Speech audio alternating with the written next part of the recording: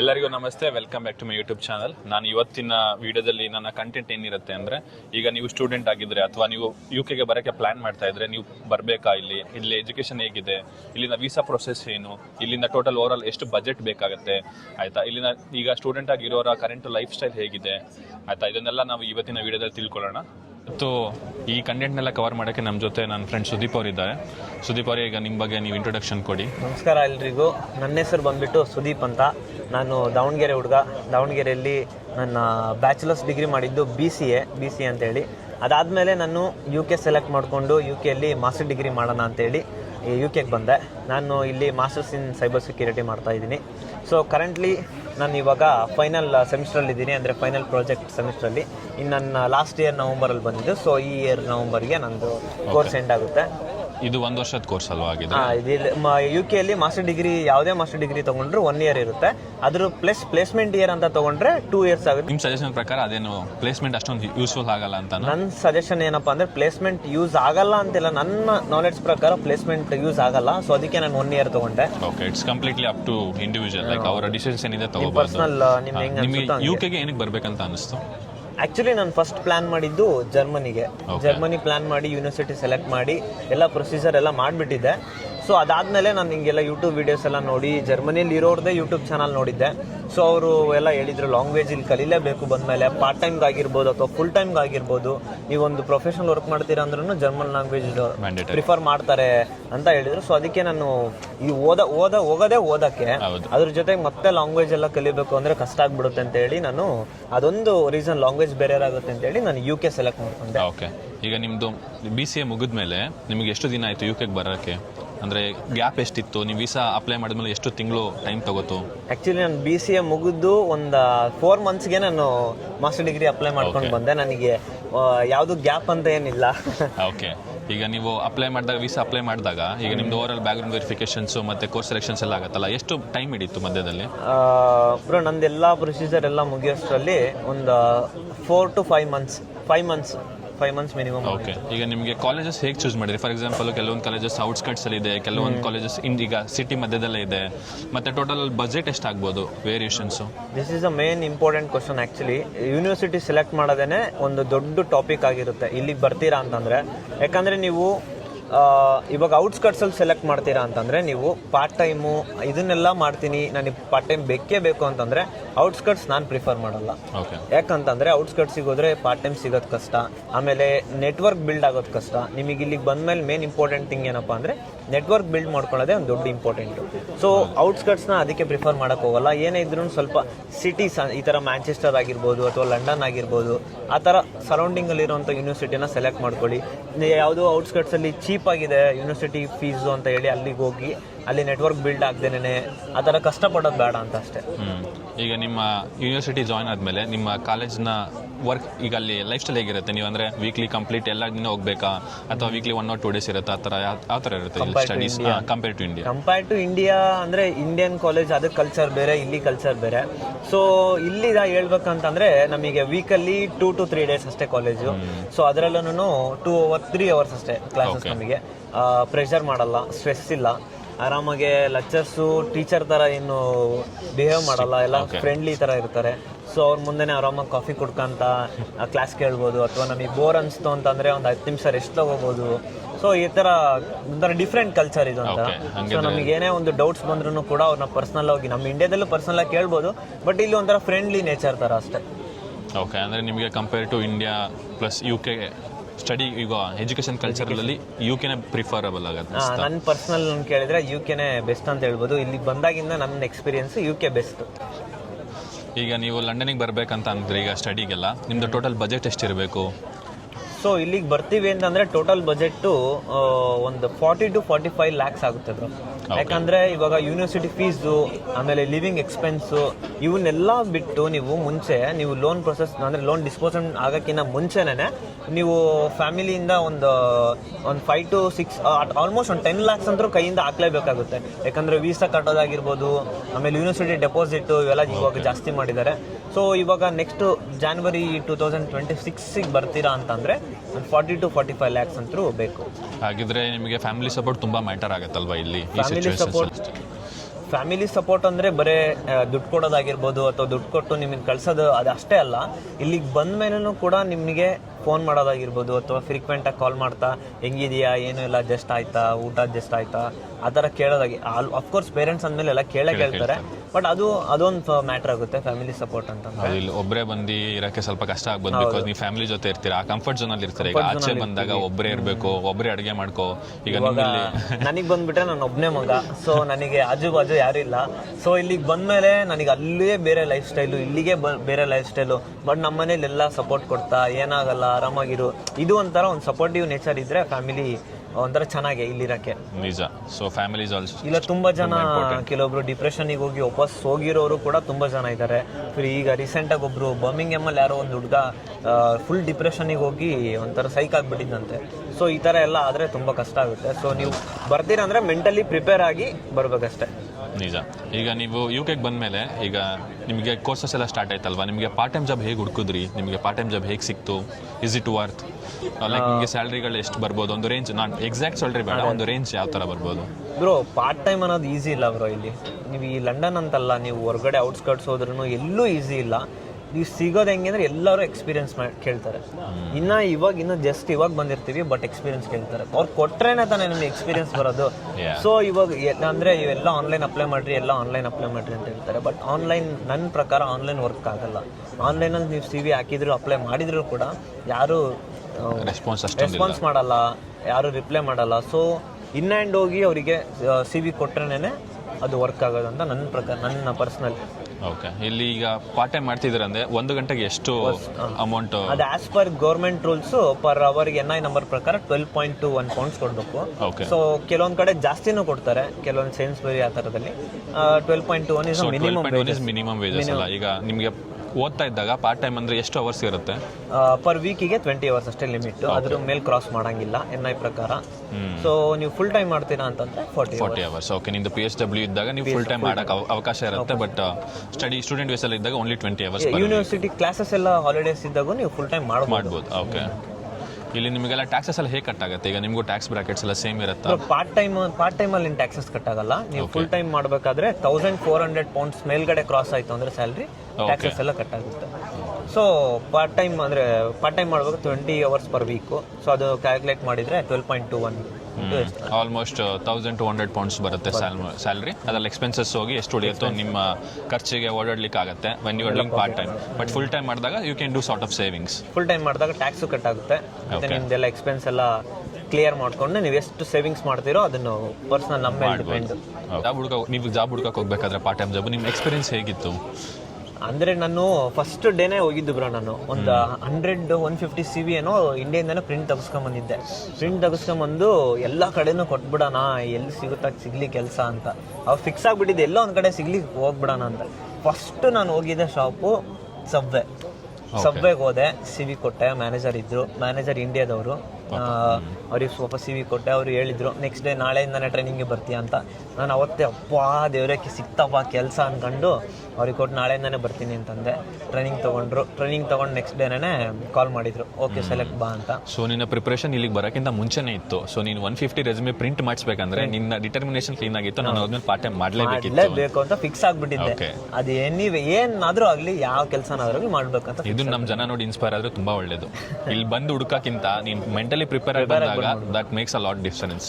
ಏನೋ ಒಂದು ಕೆಲಸ, ನೀವು ಓದ್ತಿರೋದೇ ಕೆಲಸ ಬೇಕು ಅಂತಲ್ಲ, ಏನೋ ಒಂದು ಕೆಲಸ ಸಿಗ್ಲಿ ಮಾಡೋಣ ಇವಾಗ ಸದ್ಯಕ್ಕೆ, ಆಮೇಲೆ ಮುಂದೆ ನೋಡೋಣ ಅಂತ. ಸೊ ಲೈಫಲ್ಲಿ ಎಲ್ಲದನ್ನು ಎಕ್ಸ್ಪೀರಿಯನ್ಸ್ ಮಾಡ್ಬೇಕಂತಾರಲ್ಲ, ಸೊ ಆ ಥರ ಎಲ್ಲ ಎಕ್ಸ್ಪೀರಿಯನ್ಸ್ ಮಾಡಿನೇ. ನಿಜ.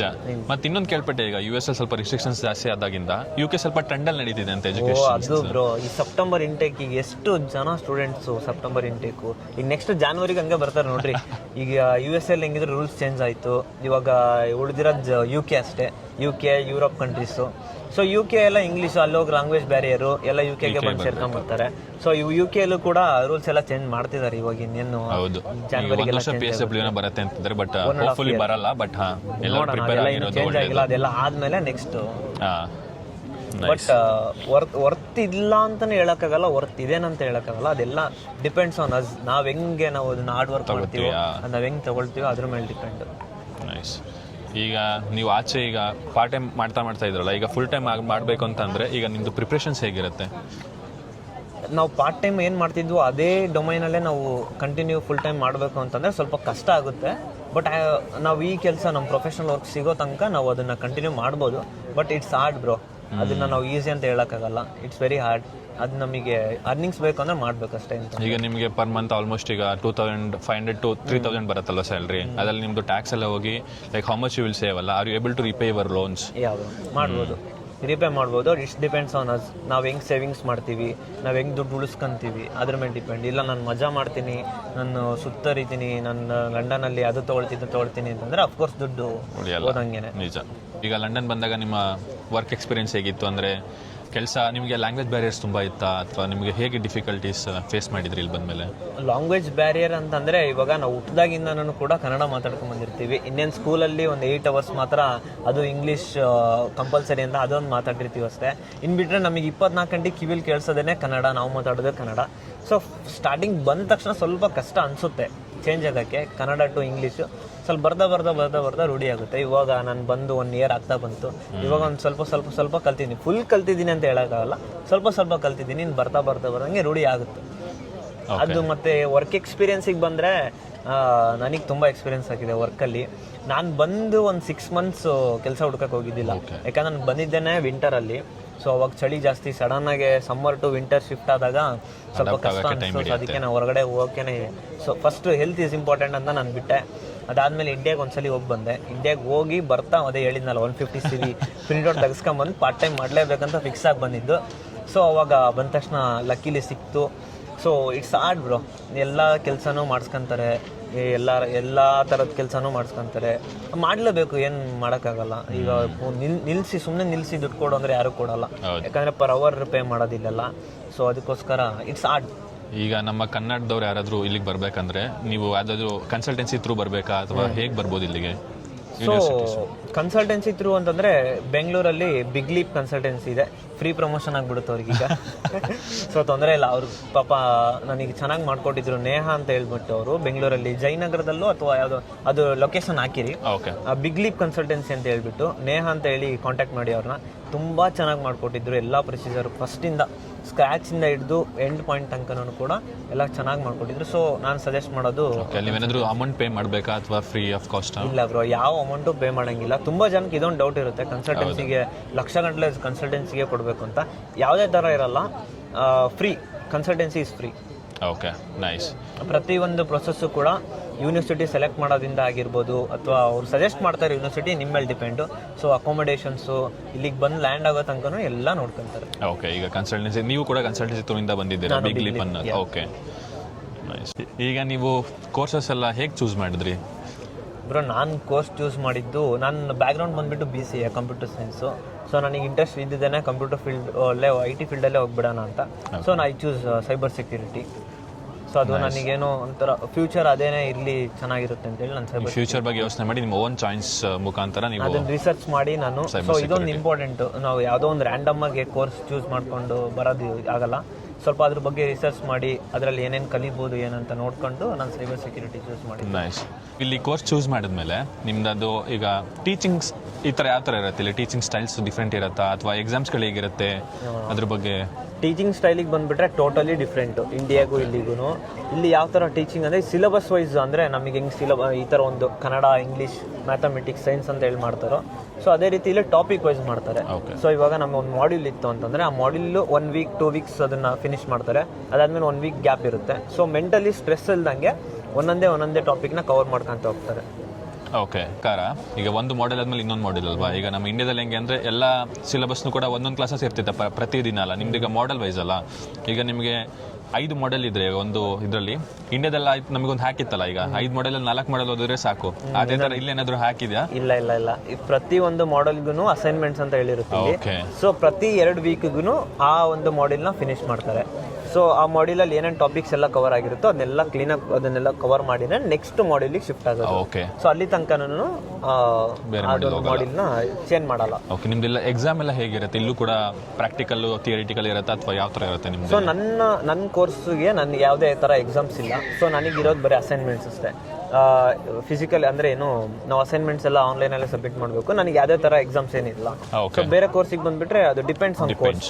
ನಾನು ಕೇಳ್ಪಟ್ಟಿರೋದು ಮೆಡಿಕಲ್ ಫೀಲ್ಡಲ್ಲಿ ಇರೋರು ಆನ್ ರಿಟರ್ನ್ ಎಕ್ಸಾಮ್ ಬರೀಬೇಕಿರುತ್ತೆ, ಇರುತ್ತೆ. ಬಟ್ ನಿಮ್ದೆಲ್ಲ ಅಸೆಸ್ಮೆಂಟ್ ಮೇಲೆ ಡಿಪೆಂಡ್ ಮೇಲೆ ಮಾರ್ಕ್ಸ್ ಮೇಲೆ ಕೊಡ್ತಾರೆ. ಓಕೆ ನಮಗೆ ಎಕ್ಸಾಮ್ಸ್ ಯಾವುದೇ ಥರ ಇಲ್ಲ. ಓಕೆ, ಈಗ ನಿಮ್ಮ ಪ್ರಕಾರ ಈಗ ಇಂಡಿಯಾದಿಂದ ಯಾರಾದರೂ ಈಗ ನೆಕ್ಸ್ಟ್ ಬ್ಯಾಚಿಗೆ ಬರಬೇಕಂತ ಅಂದರೆ ಪ್ರಿಪ್ರೇಷನ್ಸ್ ಹೇಗಿರಬೇಕು, ಮತ್ತು ಅವ್ರದ್ದು ಈಗ ಬಜೆಟ್ ಎಷ್ಟು ಇಟ್ಕೊಂಡಿರ್ಬೇಕು? ಈಗ ನೀವು ಮುಂಚೆನೇ ಹೇಳಿದಾಗೆ ಒಂದು 10 ಲಕ್ಷ ಬಜೆಟ್ ಬೇಕಾಗುತ್ತೆ, ಫ್ಯಾಮಿಲಿ ಸಪೋರ್ಟ್ ಕೂಡ ನೀಡಿರುತ್ತೆ.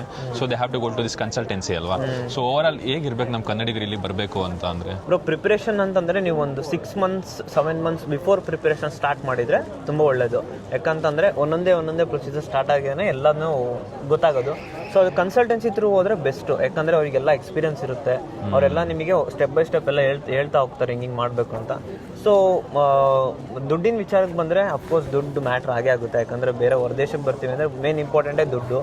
ಸೊ ಫ್ಯಾಮಿಲಿ ಸಪೋರ್ಟು ಅವೆಲ್ಲ ಇತ್ತು, ದುಡ್ಡೆಲ್ಲ ಮುಂಚೆನೇ ಇವಾಗ ಯೂನಿವರ್ಸಿಟಿ ಡೆಪಾಸಿಟ್ ನೀವು ಕಟ್ಟಬೇಕು ಅಂತಂದರೆ ನಿಮಗೆ ಲೋನಲ್ಲಂತೂ ಕೊಡಲ್ಲ. ಸೊ ಫ್ಯಾಮಿಲಿ ಸಪೋರ್ಟ್ ಇರಬೇಕು. ಸೊ ಎಲ್ಲದನ್ನು ಒಂದು 7 ಮಂತ್ಸ್ ಬಿಫೋರ್ ನೀವೇನಾದರೂ ಸ್ಟಾರ್ಟ್ ಮಾಡಿದೆ ಅಂತಂದರೆ ಒಳ್ಳೆಯದು. ಈಗ ನೆಕ್ಸ್ಟ್ ಬ್ಯಾಚ್ ಇರೋದು ಯಾವಾಗ ಇಲ್ಲಿ ಇಂಟೇಕ್? ಈಗ ಇಲ್ಲಿ ಯು ಕೆಯಲ್ಲಿ ತುಂಬ ಇಂಟೆಕ್ಸ್ ಬಂದುಬಿಟ್ಟಿದ್ದಾವೆ ಬ್ರೋ ಇವಾಗ. ಮೇನ್ ಇಂಟೆಕ್ಸ್ ಅಂದರೆ September intake, January intake. So ಅವೇ 2 ಮೇನ್ ಇಂಪಾರ್ಟೆಂಟ್. ಇನ್ನು ಅದು ಬಿಟ್ಟರೆ ಕೆಲವೊಂದು ಯೂನಿವರ್ಸಿಟಿಯಲ್ಲಿ ಮಾರ್ಚ್ ಇಂಟೇಕು, ಏಪ್ರಿಲ್ ಇಂಟೇಕ್ ಯಾವ್ಯಾವ ಬಂದುಬಿಟ್ಟಿದ್ದಾವೆ ಇವಾಗ ನೆಕ್ಸ್ಟ್ ಇಂಟೇಕ್ ಅಂದರೆ ಜಾನ್ವರಿ 2026 ಅಂದರೆ ಈಗ ನಮ್ಮ ಜನ ಯಾರಿಗೆ ವಿಡಿಯೋ ನೋಡ್ತಿದ್ದಾರೆ ಅಕಸ್ಮಾತ್ ಇಲ್ಲಿಗೆ ಬರಬೇಕಂದ್ರೆ immediately they have to consult the consultancy. And ಇನ್ನೊಂದು ಇಂಟೆಕ್ ಇದೆ ಇವಾಗ ಸೆಪ್ಟೆಂಬರ್ ನಾವೇನಾದರೂ ಮಿಸ್ ಮಾಡ್ಕೊಂಡ್ವಿ ಅಂದರೆ ನವೆಂಬರ್ ಇಂಟೆಕ್. ನಾನು ಅದರಲ್ಲೇ ಬಂದಿದ್ದು. ಸೆಪ್ಟೆಂಬರ್ ಮಿಸ್ ಆಯ್ತು ನನಗೆ, ಸೊ ನವೆಂಬರಿಗೆ ಬಂದೆ. ಓಕೆ, ನೆಕ್ಸ್ಟ್ ಬಿಗ್ ಇಂಟೆಕ್ ಇರೋದು ಜಾನ್ವರಿಲಿ, ಇಲ್ಲ ಅಂದ್ರೆ ನೆಕ್ಸ್ಟ್ ಏಪ್ರಿಲ್ ಎಲ್ಲ depend upon the courses. So courses ನಾವು ಯಾವ ಸೆಲೆಕ್ಟ್ ಮಾಡ್ತೀವಿ ಅದ್ರ ಮೇಲೆ ಡಿಪೆಂಡ್. ಕೆಲವೊಂದು ಕೋರ್ಸಿಗೆ ಸೆಪ್ಟೆಂಬರ್ ಇಂಟೆಕ್ ಅಷ್ಟೇ ಇರುತ್ತೆ. ಸೊ ಆ ಥರ ಒಂದೊಂದು ಯೂನಿವರ್ಸಿಟಿ ಮೇಲೆ ಡಿಪೆಂಡು, ಕೋರ್ಸ್ ಮೇಲೆ ಡಿಪೆಂಡ್. ಈಗ ನೀವು ಇಲ್ಲಿ ಫಸ್ಟ್ ದಿನ ಲ್ಯಾಂಡ್ ಆಗಿದ್ರಲ್ಲ ಯುಕೆಯಲ್ಲಿ, ನಿಮ್ಮ ಅವತ್ತಿನ ದಿನ ಎಕ್ಸ್ಪೀರಿಯನ್ಸ್ ಹೇಗಿತ್ತು, ಎಮೋಷನ್ಸ್ ಹೇಗಿತ್ತು? ಫಸ್ಟ್ ಡೇ ನಾನು ಇಲ್ಲಿ ಲ್ಯಾಂಡ್ ಆಗಿದ್ದು ನವೆಂಬರ್ 6ಗೆ. ಓಕೆ, ಅವಾಗ ಅದು ಅಫ್ಕೋರ್ಸ್ ದೇಶ ಬಿಟ್ಟು ದೇಶ ಬಂದಾಗ ಒಂಥರ ಲೋನ್ಲಿನೆಸ್ ಫೀಲ್ ಆಯಿತು. ಇಲ್ಲಿ ಬಂದು ಇಳಿದಾಗ ಪಿಕ್ ಮಾಡೋಕೆ ಯಾರಿಲ್ಲ. ನಾವೀಗ ಬೆಂಗಳೂರಿಂದ ನಾವು ದಾವಣಗೆರೆಗೆ ಹೋಗಿ ಪಿಕ್ ಮಾಡೋಕೆ ನಾವು ಒಬ್ಬ ಬರ್ತಿದ್ರು, ಯಾರೋ ಫ್ರೆಂಡ್ಸ್ ಬರ್ತಿದ್ರು. ಇಲ್ಲಿ ಬಂದಾಗ ಯಾರು ಇದ್ದಿಲ್ಲ, ನಾವು ಅಷ್ಟೇ. ನಾನು ಮಿಡ್ ನೈಟ್ ಲ್ಯಾಂಡ್ ಆಗಿದ್ದು ಇಲ್ಲಿ ಯು ಕೆಗೆ. ಸೊ ಅವಾಗ ಒಂಥರ ಏನೋ ಒಂಥರ ಅದಾದ್ರೂ ಮೂವ್ ಆನ್ ಆದೆ. ಹುಡುಗ ಹೆಂಗಾದ್ರೂ ಜಯಿಸ್ಕೋಬೋದು, ಏನು ತೊಂದರೆ ಇಲ್ಲ ಅಂತ. ಡಿಫಿಕಲ್ಟೀಸ್ ಏನೇನು ಫೇಸ್ ಮಾಡಿದ್ರಿ? ಈಗ ನೀವಲ್ಲಿ ಫಸ್ಟಿಗೆ ಬಂದ್ರೆ ಎಲ್ಲ ಅಡ್ಜಸ್ಟ್ ಆಗ್ಲಿಕ್ಕೆ ತುಂಬ ಟೈಮ್ ತೆಗಿಯತ್ತಲ್ವಾ? ಹೇಗೆ ಅಡ್ಜಸ್ಟ್ ಆದ್ರಿ? ಏನು ಡಿಫಿಕಲ್ಟೀಸ್ ಫೇಸ್ ಮಾಡಿದ್ರೆ ಮೇನ್ ಆಗಿ?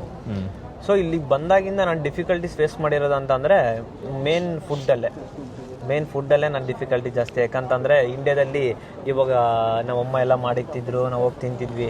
ಆಮೇಲೆ ಒಂದು ಹಾಲು ತೊಗೊಂಬ ಅಂತಂದ್ರೂ ಕೂಡ ಒಂದು ಬೈಕ್ ಎತ್ಕೊಂಡು ಹೋಗಿ ಹಾಲು ತೊಗೊಂಬಂದ್ಬಿಡ್ತಿದ್ವಿ.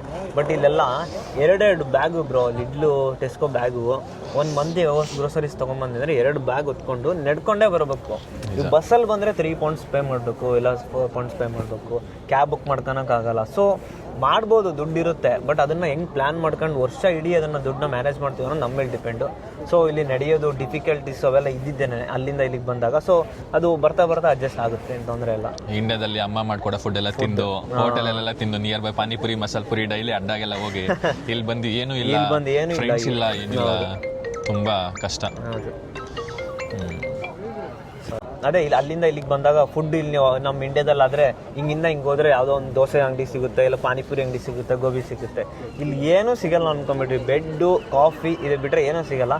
ಸೊ ಅದೊಂದು ಡಿಫಿಕಲ್ಟಿ ಫುಡ್ಡಿಂದಾದರೆ. ನೈಸ್. ಈಗ ನಮ್ಮದು ಅಷ್ಟೇ. ನಾನು ಬಂದಿದ್ದು ಫಸ್ಟಲ್ಲೂ ಹಂಗೆ ಮಾಡ್ತಿದ್ದೆ ಆಯಿತಾ. ಅಡುಗೆ ಮಾಡೋಕ್ಕಾಗೆಲ್ಲ ತುಂಬ ಬೇಜಾರು, ಸೋಂಬೇರಿತನ. ಟೆಂಪಲಿಗೆ ಹೋಗ್ಬಿಡ್ತಿದ್ದೆ. ಇದು ನನ್ನ ನಿಜ ರಿಯಲ್ ಎಕ್ಸ್ಪೀರಿಯನ್ಸ್. ಟೆಂಪಲಲ್ಲಿ ಇಲ್ಲಿ ಎಲ್ಲ ಕಡೆ ಫುಡ್ ಇರುತ್ತೆ, ರಾತ್ರಿ ಫುಡ್ ಇರುತ್ತೆ, ಮಧ್ಯಾಹ್ನದ ಫುಡ್ ಇರುತ್ತೆ. ಸೊ ನಾನು ಓಪನ್ ಆಗಿ ಹೇಳ್ತಾ ಇದ್ದೀನಿ, ಎಷ್ಟೊಂದು ಜನ ಟೆಂಪಲಿಂದನೇ ಊಟ ಮಾಡಿ they are still surviving. So this is one of the hack that you can use when you land here, ಆಯಿತಾ. ಎಲ್ಲ ದೊಡ್ಡ ಟೆಂಪಲ್ಸಲ್ಲಿ ಪ್ರಸಾದ ಅಂತ ಹೇಳ್ಕೊಡ್ತಾರಲ್ಲ, ಅಲ್ಲಿ ಊಟ ನಾನು ಹೋಗಿದ್ದೀನಿ ತುಂಬ.